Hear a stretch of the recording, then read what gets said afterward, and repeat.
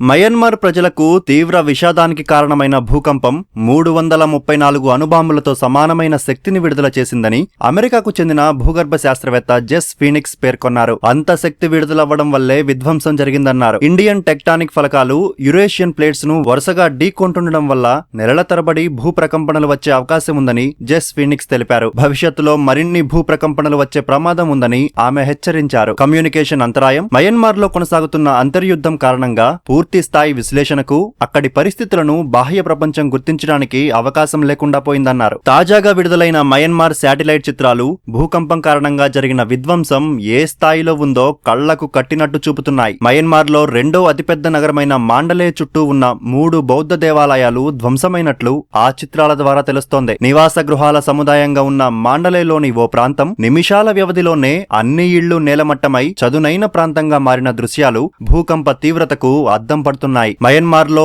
ఈ విపత్తు కారణంగా 30 లక్షల మంది నిరాశ్రయులైనట్లు ఐక్యరాజ్య సమితి అంచనా వేసింది.